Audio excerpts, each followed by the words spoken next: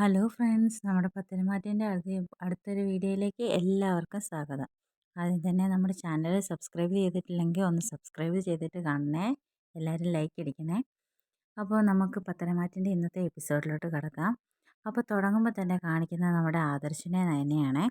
അങ്ങനെ നമ്മുടെ ആദർശ് പറയുകയാണ്, എനിക്ക് നിന്നെ കാണുന്നത് കൂടി വെറുപ്പാണ്. എൻ്റെ മുറിയിൽ നീ വരുമ്പോഴുണ്ടല്ലോ എനിക്ക് അത്രമാത്രം വെറുപ്പും ദേഷ്യവും ഒക്കെയാണ്. നീ പണ്ട് എൻ്റെ റൂമിൽ, അതായത് കല്യാണം കഴിഞ്ഞ സമയത്ത് നീ എൻ്റെ റൂമിൽ എങ്ങനെ വന്നോ അങ്ങനെ ഇപ്പോൾ ഞാൻ നിന്നെ നോക്കി കാണുന്നത്. അതുകൊണ്ട് ദയവ് ചെയ്ത് എൻ്റെ കൺമുമ്പിൽ വരാതെ എവിടെയെങ്കിലും ഒഴിഞ്ഞു മാറി നടക്കാൻ നോക്കുക. അല്ലാതെ ഇങ്ങനെ മറ്റുള്ളവരെ ശല്യപ്പെടുത്താനായിട്ട് ഇങ്ങനെ തുടങ്ങരുത് എന്ന് പറഞ്ഞു.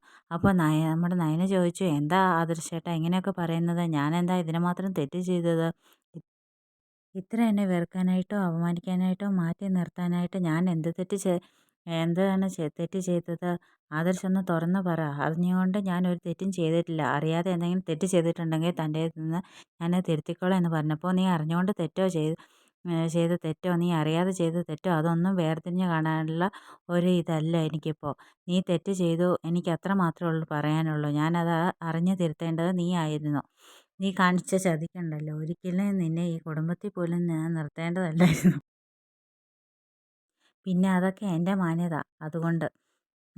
അതുകൊണ്ട് എൻ്റെ മുമ്പിൽ വരാതെ മാറി പൊക്കോ. പിന്നെ നിൻ്റെ വീട്ടിൽ ഞാൻ അന്ന് വിഷുവിന് വരാതിരുന്നത് നിന്നെ കാണാൻ എനിക്ക് ഇഷ്ടമില്ലാഞ്ഞിട്ട് തന്നെയാണ്. നിൻ്റെ ഈ തിരുമുഖം കണ്ടാൽ ഈ വർഷം മുഴുവൻ പോകുമല്ലോ. പിന്നെ എന്തിനാ ഞാൻ അങ്ങോട്ടേക്ക് വരേണ്ടത്? അതുകൊണ്ട് തന്നെയാണ് നിൻ്റെ അനിയത്തെ യാത്ര അയക്കാനോ നിൻ്റെ വീട്ടിലേക്കോ ഞാൻ വരാതിരുന്നത്. ഇത്രയും പറഞ്ഞിട്ട് നമ്മുടെ ആദർശം അങ്ങ് പോയി. നയനയ്ക്ക് അവിടെ നിന്ന് കരയണം എന്നല്ലാതെ നയന വേറൊന്നും ചെയ്യാൻ പറ്റിയില്ല. ഏതായാലും ഇത് കഴിഞ്ഞ് പിന്നെ കാണിക്കുന്നത് നമ്മുടെ അനിയാണ്. അനി അപ്പോഴും നന്ദുവിനെക്കുറിച്ച് ഇങ്ങനെ ആലോചിച്ചുകൊണ്ടിരിക്കുകയാണ്. നന്ദുവിനെ വിളിച്ചിട്ട് അത് ഫോൺ എടുക്കുന്നില്ല. വല്ലാത്തൊരു മാനസികാവസ്ഥ. ഇനി പോയി കണ്ടു കഴിഞ്ഞാൽ വല്ല പ്രശ്നമാകുമോ എന്നൊക്കെ ഓർത്ത് ഇങ്ങനെ ഇരിക്കുകയാണ്. എന്താണ് ഞാൻ ഇങ്ങനെ എന്ന് അനിക്ക് പോലും അറിയില്ല. ആ ഒരു മാനസികാവസ്ഥയിലാണ് അനി ഉള്ളത്. ഇതേ സമയം നമ്മുടെ നന്ദുവിനെ കാണിക്കാം. നന്ദു ആണെങ്കിൽ മനസ്സിൽ വിചാരിക്കും, എൻ്റെ വീട്ടുകാരെ കാണാതെ ഞാൻ ഇതുവരെ നിന്നിട്ടില്ല. ആ ഒരു വിഷമം എൻ്റെ സൈഡിലുണ്ട്. പക്ഷെ അതിനേക്കാളേറെ വിഷമം ഇപ്പോൾ അനിയെ കാണാതെ ഇരുന്നിട്ടാണല്ലോ. എന്താ എനിക്ക് പറ്റിയത് എന്നൊക്കെ ഇങ്ങനെ ആലോചിക്കുന്നുണ്ട് കേട്ടോ. അങ്ങോട്ടും ഇങ്ങോട്ടും ഒക്കെ രണ്ടുപേരും ഇരുന്ന് ആലോചിക്കുകയാണ്. ഏതായാലും ഈ സമയത്ത് നമ്മുടെ കനകയും ഗോവിന്ദനും എന്നെ കാണിക്കുന്നത്. അങ്ങനെ കനകയും ഗോവിന്ദനും പറയുക, മോൾ ഇതുവരെ വിളിച്ചില്ലല്ലോ, നീ ഒന്ന് വിളിച്ചു നോക്ക്. അവൾക്ക് വിഷമം കാണുമായിരിക്കും, ഇവിടുന്ന് മാറി നിൽക്കുന്നതല്ലേ, സങ്കടമൊക്കെ കാണുമായിരിക്കും. ഏതായാലും അച്ഛൻ്റെയും അമ്മയുടെയും തോന്നലാ. അവർക്ക് ഒരു സങ്കടവുമില്ല, അവർ ഹാപ്പി ആയിരിക്കും എന്ന് എനിക്ക് തോന്നുന്നില്ല. പ്രത്യേകിച്ച് അവൾക്കിപ്പോൾ മനസ്സ് നിറയെ സങ്കടങ്ങൾ തന്നെയാണ്. എനിക്ക് തോന്നുന്ന മോളെ ഒന്ന് ഫോൺ വിളിച്ച് പറഞ്ഞിട്ട് നേരെ നവ്യ ഫോൺ വിളിക്കുകയാണ്. നവ്യ ഫോൺ വിളിച്ചിട്ട് മോളെ നീ എവിടെയാ, എന്തെടുക്കുക? അത് പിന്നെ ഞാൻ റൂമിലാ ചേച്ചി. അല്ല, നീ എന്താ ഇത്രയും ദിവസമായിട്ട് വിളിക്കാതിരുന്നത്? നീ ഇവിടെ നിന്ന് മാറി നിന്നിട്ടില്ലല്ലോ ഇതുവരെ. ഇങ്ങനെ നിന്നിട്ട് നീ എന്താ ഇതുവരെ വിളിക്കാഞ്ഞത്? അത് പിന്നെ വിളിച്ചു കഴിഞ്ഞാൽ എനിക്ക് ഒത്തിരി സങ്കടമാകും ചേച്ചി, അതാ ഞാൻ വിളിക്കാത്തത്. അല്ല, ഞാൻ അച്ഛൻ്റെ കയ്യിൽ കൊടുത്തിട്ട് അച്ഛനും അമ്മയും എന്ന് എന്നോട് സംസാരിക്കാനേ ഭയങ്കരമായിട്ട് വെപ്രാളപ്പെട്ട് നിൽക്കുക. കൊടുക്കാം എന്നൊക്കെ പറഞ്ഞിട്ട് കൊടുക്കുക കേട്ടോ. അപ്പോഴത്തേക്കും നമ്മുടെ ഗോവിന്ദൻ ചോദിച്ചു, മോളെ നിനക്ക് എന്താ പറ്റിയത്? നീ എന്താ മോളെ ഫോൺ വിളിക്കാത്തത്? ഈ അച്ഛനും അമ്മയും ഒരുപാട് സങ്കടപ്പെട്ടില്ലേ, നിനക്കറിയില്ലേ? നീ എന്താ ഇങ്ങനെയൊക്കെ കാണിക്കുന്നത് എന്ന് ചോദിക്കുമ്പോഴത്തേക്കും നമ്മുടെ നന്ദു പറഞ്ഞത്, അത് പിന്നെ ഞാൻ അങ്ങോട്ടേക്ക് വിളിക്കാഞ്ഞത് സങ്കടമാവും അതുകൊണ്ടാണ് തന്നെയാണ് ഞാൻ വിളിക്കാത്തത്. ഞാൻ ഒരു കാര്യം ചെയ്യാൻ പോവാ, ഇവിടുന്ന് ഞാനിത് നിർത്തിയിട്ട് അങ്ങോട്ട് വരാൻ പോവാ. വേണ്ട, എനിക്കൊരു SI ആകണ്ട, പോലീസ് ആകണ്ട, എനിക്ക് ഇവിടെ ഒരു സമാധാനവും കിട്ടുന്നില്ല. ഞാൻ അങ്ങോട്ടേക്ക് വരിക എന്ന് പറയുമ്പോൾ പെട്ടെന്ന് കനക മേടിച്ച് പറയാം, നിനക്ക് അത്രയ്ക്ക് സങ്കടമാണോ? അവിടെ നിൽക്കാൻ എന്താ മോളെ നിനക്ക് എന്താ പറ്റിയത്? നീ ഇങ്ങനെ ഫോണൊക്കെ വിളിക്കാതിരിക്കുന്നത് ഞങ്ങളുടെ സങ്കടം കൂടുതലേ മോളെ എന്ന് പറഞ്ഞ്, അപ്പോൾ പെട്ടെന്ന് നവ്യ ഇങ്ങനെ ഫോൺ മേടിച്ചിട്ട് പറഞ്ഞു, ദേ ഒരു കാര്യം പറഞ്ഞേക്കാം നന്ദു, നീ കഷ്ടപ്പെട്ട് കഷ്ടപ്പെട്ട് നീ ആഗ്രഹിച്ച് പഠിച്ചെടുത്ത ജോലിയാ അത്. ആ ജോലി കളഞ്ഞിട്ട് നീ വരാൻ നിന്ന് കഴിഞ്ഞാലുണ്ടല്ലോ നിന്റെ ഭാവി തന്നെ പോകുന്നുണ്ടെന്ന് കൂട്ടിക്കണം. അതൊന്നും നീ ചിന്തിക്കണ്ട. ഇവിടെ അച്ഛനെയും അമ്മയും സങ്കടം മാറ്റാനായിട്ട് നിന്റെ ചേച്ചി ഉണ്ടല്ലോ, ഞാനുണ്ടല്ലോ ഇവിടെ. പിന്നെ എന്താ നിനക്ക് പ്രശ്നം ഇരിക്കുന്നത്? ഒന്നും വേണ്ട. നീ ഇപ്പോൾ അവിടുത്തെ കാര്യങ്ങൾ നോക്കി അവിടെ നല്ല രീതിയിൽ നിൽക്കാൻ നോക്ക്. അല്ലാതെ ഇവിടുത്തെ കാര്യങ്ങൾ ഓർത്ത് ടെൻഷൻ അടിച്ച് ബുദ്ധിമുട്ടൊന്നും വേണ്ട കേട്ടോ. പിന്നെ നയന നിന്നെ വിളിച്ചോ? ഇല്ല, നയനേച്ചി എന്നെ വിളിച്ചില്ല. നയനേച്ചിയുടെയും ആദർശേട്ടൻ്റെയും വഴക്കൊക്കെ മാറിയോന്നോ ചേച്ചി? അത് പിന്നെ അറിയില്ല. അവരുടെ വഴക്ക് മാറുമല്ലോ. സ്വാഭാവികമായിട്ടും അവരുടെ വഴക്ക് അങ്ങനെ ഒത്തിരി നീണ്ടു പോകാറൊന്നുമില്ലല്ലോ. അവരുടെ വഴക്കൊക്കെ മാറിക്കാണുമായിരിക്കും. നിന്നെ ഉടനെ നയനെ വിളിച്ചോളും. നീ പേടിക്കൊന്നും വേണ്ട, വിഷമിക്കൊന്നും വേണ്ട എന്നൊക്കെ പറഞ്ഞിട്ട് ഫോൺ കട്ട് ചെയ്യുകയാണ്. അപ്പോഴും നമ്മുടെ നന്ദുവിൻ്റെ മനസ്സ് നിറയെ അനിയാണ്. അനി വിളിച്ചിട്ട് എടുക്കാനും പറ്റുന്നില്ല. ഞാൻ ആരുടെ കൂടെ നിൽക്കും? വീട്ടുകാരുടെയോ ഒന്ന് പറഞ്ഞ് എന്നിട്ടൊന്നും എൻ്റെ മനസ്സ് നേരെയാകുന്നില്ലല്ലോ. ഇത്രയും ഉപദേശങ്ങളൊക്കെയും കിട്ടിയിട്ടും എൻ്റെ മനസ്സെന്താ ഇങ്ങനെ ചലിച്ചുകൊണ്ടിരിക്കുന്നത് എന്നൊക്കെ ഇങ്ങനെയാണ് മനസ്സിലൊക്കെ വിചാരിക്കുന്നത്. അപ്പോൾ ഈ സീനൊക്കെ കഴിഞ്ഞ് പിന്നെ കാണിക്കുന്ന സീനെന്ന് പറഞ്ഞത് പിന്നെ കാണിക്കുന്ന ആദർശിനെയാണ്. അപ്പോൾ ആദർശിൻ്റെ അടുത്ത് ഒരു പോലീസ് ഓഫീസർ വന്നു. എന്നിട്ട് പറയുകയാണ്, ഇവിടെ തിരിമറി നടന്നിട്ടുണ്ട്. അത് ഉറപ്പായ കാര്യമാണ്. ഇവിടെ ആരോ സ്വർണം കള്ളക്കടത്ത് നടത്തിയിട്ടുണ്ട്. അപ്പോൾ അതുകൊണ്ട് നിങ്ങൾക്ക് ആരെങ്കിലും നിങ്ങളുടെ സ്റ്റാഫുകളെ സംശയമുണ്ടോ എന്ന് പറഞ്ഞു. സ്റ്റാഫുകളെയോ? സ്റ്റാഫുകൾ ഞങ്ങൾ പ്രത്യേകിച്ച് സംശയമൊന്നുമില്ല സാറേ. കാരണം ഇവിടുത്തെ സ്റ്റാഫുകൾ അത്രയ്ക്കും ആത്മാർത്ഥമായിട്ടാണ് ജോലി ചെയ്യുന്നവരാണ്. അവരെല്ലാം വിശ്വസിക്കാവുന്നവരാണ്. പക്ഷേ ഇവിടെ നമുക്ക് എന്തെങ്കിലും സംഭവിച്ചിട്ടുണ്ടെങ്കിൽ അത് നിങ്ങൾ കണ്ടെത്തിയേ പറ്റൂ. ഞാൻ എല്ലാ സപ്പോർട്ടുമായിട്ട് നിങ്ങളുടെ കൂടെ കാണും. അങ്ങനെ എന്തെങ്കിലും തിരിമറി നടത്തിയിട്ടുണ്ടെങ്കിൽ ഇതുവരെ അങ്ങനെ സംഭവിച്ചിട്ടില്ല. ഇപ്പോൾ അങ്ങനെ സംഭവിച്ചിട്ടുണ്ടെങ്കിൽ അത് കണ്ടെത്താനായിട്ട് അങ്ങേയറ്റം വരെ പോകാനും ഞങ്ങൾ തയ്യാറാണ്. അതിനുവേണ്ടി എന്താ ഞങ്ങൾ ചെയ്യേണ്ടത്? സാറ് പറഞ്ഞാൽ മതിയെന്ന് അപ്പോഴേക്കും അയാൾ പറഞ്ഞു. ഏതായാലും ഒരു നല്ല കള്ളത്തരം തന്നെയാണ് ഇവിടെ നടന്നിരിക്കുന്നത്. പഠിച്ച് കള്ളനാണ് ഈ ഒരു എന്തായാലും പഠിച്ച കള്ളനാണ് ഈ ഒരു പണി ചെയ്തിരിക്കുന്നത്. പിന്നെ ഇതുപോലെ നിരവധി കേസുകളൊക്കെ ഡെയിലി ഞങ്ങൾ കൈകാര്യം ചെയ്യുന്നതാണ്.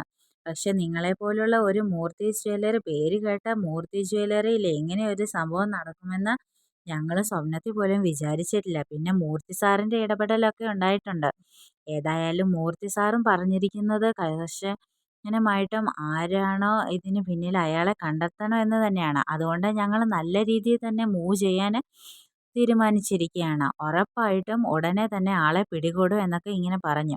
ഏതായാലും ഈ കാര്യം നമ്മുടെ അഭി കേട്ടിട്ടുണ്ട്.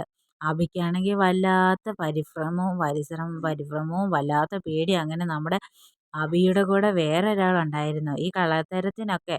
അപ്പോൾ അയാൾ അഭിയോട് പറയുകയാണ്, എൻ്റെ പൊന്ന് സാറേ, എന്നെ അങ്ങാനും പിടിച്ചിട്ട് വല്ല ഇടിയും തന്നാൽ ഞാനെല്ലാം അങ്ങ് വിളിച്ചു പറയും. അയ്യോ എനിക്ക് പേടിയാണേ പോലീസുകാരെ. പല കള്ളത്തരങ്ങളും കാണിച്ചിട്ടുണ്ട്. ഇതുവരെ അത് പിടിച്ചിട്ടില്ല. പക്ഷേ ഇനി അങ്ങനെ പിടിച്ചാൽ എനിക്ക് പേടിയാ. അയ്യോ ഞാനെല്ലാം തുറന്നു പറയും. താൻ എന്തോന്നാടോ ഈ പറയുന്നത്? അങ്ങനെയെല്ലാം തുറന്നു പറഞ്ഞു കഴിഞ്ഞിട്ടുണ്ടെങ്കിൽ ഞാനും കൂടിയാ കുരുങ്ങുന്നത്. തനിക്ക് സുഖമായിട്ട് ജീവിക്കാനുള്ള തൻ്റെ 2 തലമുറയ്ക്ക് കഴിയാനുള്ള പൈസ തരാമെന്ന് ഞാൻ പറഞ്ഞതല്ലേ? സാറ് തരാമെന്ന് പറഞ്ഞതല്ലേ ഉള്ളൂ. തന്നൊന്നുമില്ലല്ലോ. ആദ്യം സാറ് പൈസ താ. എന്നിട്ടല്ലേ ഞാനില്ലാതായാൽ എൻ്റെ കുടുംബവും ഇല്ലാതാകും. അറിയാലോ, എന്നെ പോലീസ് കൊണ്ടുപോയി കഴിഞ്ഞിട്ടുണ്ടെങ്കിൽ എൻ്റെ കുടുംബത്തിന് ചെലവിന് കൊടുക്കാൻ ആരുമില്ല. അതുകൊണ്ടാണ് ഞാൻ നിങ്ങളോട് പൈസ ചോദിച്ചത്. അത് തരാൻ പറ്റിയില്ലെങ്കിൽ സത്യങ്ങളെല്ലാം ഞാൻ വിളിച്ചു പറയും എന്നൊക്കെ അയാൾ പറയുന്നുണ്ട്. ഈ സമയത്ത് നമ്മുടെ അജയനും ജയനും ഒക്കെ സംസാരിക്കുകയാണ് ഇതിനെക്കുറിച്ച്. ഈ ജ്വല്ലറിയിൽ കള്ളക്കടത്ത് നടന്നതിനെക്കുറിച്ച്. അപ്പം അവർ സംസാരിക്കുന്നതിനിടയിൽ അഭിയുടെ പേര് തന്നെയാണ് പറയുന്നത്. ഇവിടെ വേറെ ആരും കള്ളന്മാരാകാൻ ചാൻസ് ഇല്ല. കുടുംബത്തിലെ ആൾ തന്നെ ആയിരിക്കും. സ്റ്റാഫുകളെയൊക്കെ അത്രയും വിശ്വസിക്കാം. പക്ഷേ കുടുംബക്കാരെ നമുക്ക് വിശ്വസിക്കാൻ പറ്റത്തില്ല. പ്രത്യേകിച്ച് അഭിന്ന്. അഭിക്ക് ഇതിന് പിന്നിൽ എന്തെങ്കിലും ഉണ്ടോ എന്ന് ഇനി അന്വേഷിക്കേണ്ടിയിരിക്കുന്നു എന്നൊക്കെ ഇങ്ങനെ പറയുമ്പോൾ നമ്മുടെ ജലജ ഇത് കേൾക്കുന്നുണ്ട് കേട്ടോ. എല്ലാവരും കൂടെ എൻ്റെ മോനെയാണല്ലോ ഉന്നം വെക്കുന്നത്. ഇനി അവൻ എന്തെങ്കിലും ചെയ്ത് കാണുമോ? അവരാണെങ്കിൽ ഇപ്പോൾ എന്തൊക്കെയോ കളികളുണ്ട്. അവൻ എന്നോട് മിണ്ടാതെയും പറയാതെയും ഒക്കെയാണ് നടക്കുന്നത്. എന്തോ ഇതിന് പിന്നിലുണ്ട്. ഏതായാലും കണ്ടുപിടിച്ചേ പറ്റൂ. ഇല്ലെങ്കിൽ എൻ്റെ മോനും ഞാനും ഒക്കെ ഈ വീട്ടിൽ നിന്നും വെളിയിൽ പോകേണ്ട വരും. അവൻ എന്തെങ്കിലും ചെയ്ത് കാണുമോ എൻ്റെ ഭഗവതി എന്നൊക്കെ വിചാരിക്കുകയാണ് ജലജ. അങ്ങനെ വിചാരിക്കുകയാണ്. മകൻ ചെയ്ത കാര്യങ്ങളൊക്കെ തന്നെയാണ് എന്ന് നമ്മുടെ ജലജയ്ക്ക് അറിയില്ല. ഏതായാലും ജലജ ഇതിൻ്റെ പേരിൽ വലിയ പ്രശ്നം തന്നെ ഉണ്ടാക്കും. എൻ്റെ മകനെ നിങ്ങൾ അത് പറഞ്ഞില്ലേ, ഇത് പറഞ്ഞില്ലേ, എൻ്റെ മകനെ മാറ്റി നിർത്തിയില്ലേ, സ്റ്റാഫുകൾക്ക് കൊടുക്കുന്ന ഒരു മാന്യത പോലും എൻ്റെ മകന് കൊടുത്തില്ലല്ലോ. എൻ്റെ മകൻ അങ്ങനെ ചെയ്യുന്നല്ലേ നിങ്ങൾ പറയുന്നത്. പക്ഷേ എൻ്റെ മകൻ മാറ്റം ആരും കാണുന്നില്ലല്ലോ. എൻ്റെ മകൻ നല്ലവനായത് ആരും അറിഞ്ഞില്ലല്ലോ. അവനിപ്പോൾ നല്ല രീതിയിൽ നടക്കുന്നത് കണ്ടിട്ട് നിങ്ങൾക്കൊന്നും പിടിക്കുന്നില്ലല്ലോ എന്നൊക്കെ ഇങ്ങനെ നമ്മുടെ ജലജ പറയുന്നുണ്ട്. ഈ സമയത്ത് നമ്മുടെ ആദർശ് വരുന്നുണ്ട്. ആദർശ് വരുമ്പോഴത്തേക്കും മുത്തശ്ശൻ അഭിയുടെ കാര്യങ്ങളൊക്കെ പറയുന്നുണ്ട്. അഭീനെ ഇങ്ങനെ സംശയിക്കും ഉണ്ടെന്നൊക്കെ. അപ്പോൾ ആദർശ് പറയുന്നത്, ഇപ്പോൾ നവ്യനെ സ്നേഹിക്കാനും അവളെ നോക്കാനും ഒക്കെ അവന് പറ്റുന്നുണ്ടല്ലോ, അവൻ്റെ സ്വഭാവത്തിനൊരു മാറ്റം ഉണ്ടെന്ന്. അപ്പോൾ മുത്തശ്ശൻ പറഞ്ഞു, നിനക്ക് അവരെ അറിയില്ലാത്തത് കൊണ്ടാ കേട്ടോ, എനിക്കവനെ നന്നായിട്ടറിയാം. അവൻ പല അടവുകളും പയറ്റി തെളിയിച്ചതാണ്. അവനും അവൻ്റെ അമ്മയും ഈ കാര്യത്തിന് വേണ്ടി മാത്രമാണ് മറ്റുള്ളവരെ സ്നേഹിക്കുന്നത്. അതെന്താ മനസ്സിലാക്കുന്നത് നീ? അതുകൊണ്ട് അതൊന്നും അവൻ്റെ മാറ്റമായിട്ട് കണ്ട ഒരു കാര്യവുമില്ല. ഞാനെന്തായാലും അറിയിക്കേണ്ടവരെ വിളിച്ച കാര്യങ്ങളൊക്കെ പറഞ്ഞിട്ടുണ്ട്. പോലീസിൻ്റെ ഭാഗത്ത് നിന്ന് സത്യസന്ധമായ ഒരു അന്വേഷണം നടക്കും. അത് ഉറപ്പായ കാര്യമാണ്. ആര് പിടിക്കപ്പെട്ടാലും അവർ മൂർത്തീസ് ജ്വല്ലറിയുടെ പടി കാണില്ല. പിന്നെ ഒരിക്കലും അത് നിങ്ങളൊക്കെ ആണെങ്കിൽ ശരി, അതിൽ കുറഞ്ഞ ഒരു ശിക്ഷ ഇരിക്കാൻ എനിക്ക് പറ്റില്ല. കാരണം ഒരുപാട് കഷ്ടപ്പെട്ട് ഉയർത്തിക്കൊണ്ട് വന്നതാണ് ഈ മൂർത്തീസ് ജ്വല്ലറി. നമ്മുടെ ജ്വല്ലറിയിൽ ഇങ്ങനെ ഒരു തിരിമറി നടന്നില്ല എന്ന് ഞാൻ വിശ്വസിക്കുന്നത് കൊണ്ട് ഇതെവിടെയും പബ്ലിസിറ്റി ആകരുത് എന്ന് പറഞ്ഞിട്ടുണ്ട്. അതുകൊണ്ട് മീഡിയയിലൊന്നും സ്ഥാനം പിടിക്കാത്തത്. പക്ഷെ പല മീഡിയക്കാരും ഇതിനകം വന്നു കഴിഞ്ഞു. ആ കൂട്ടത്തിലുണ്ടല്ലോ നമ്മൾ ഒരിക്കലും പിടികൊടുക്കാൻ പാടില്ല. അങ്ങനെ പിടികൊടുത്താലും മൂർത്തീസ് ജ്വല്ലറിയുടെ മാന്യത അവിടെ നഷ്ടപ്പെടും എന്നൊക്കെ പറഞ്ഞു. അപ്പോൾ ജലജ ഇത് പിന്നെ കേൾക്കുന്നുണ്ട് കേട്ടോ. ജലജയ്ക്ക് മനസ്സിലായി അത്രയ്ക്ക് പന്തിയല്ല അഭി ചെയ്തതാണെങ്കിൽ ഇത് അഭീനെ അറിയിക്കണമെന്ന്. അപ്പോൾ പിന്നെ കാണിക്കുന്ന നമ്മുടെ അഭീനെയാണ്. അഭിയാണെങ്കിൽ ആകെപ്പാടെ ടെൻഷൻ അടിച്ച് പേടിച്ച് വിറച്ച് അവിടെ ഇരിക്കുകയാണ്. അപ്പോഴത്തേക്കാണ് നമ്മുടെ ജലജ കയറി വന്നത്. ജലജ കയറി വന്നിട്ട്, എടാ നിനക്ക് എന്തെങ്കിലും അബദ്ധം പറ്റിയോടാ? നീ എന്തെങ്കിലും ചെയ്തിട്ടുണ്ടോ? അല്ല എന്താ അമ്മേ, ജ്വല്ലറിയിൽ നിന്ന് കള്ളക്കടത്ത് സ്വർണം വിറ്റെന്നോ? എന്തൊക്കെയാ തിരിമറി നടത്തി എന്നൊക്കെ നിന്റെ മുത്തശ്ശൻ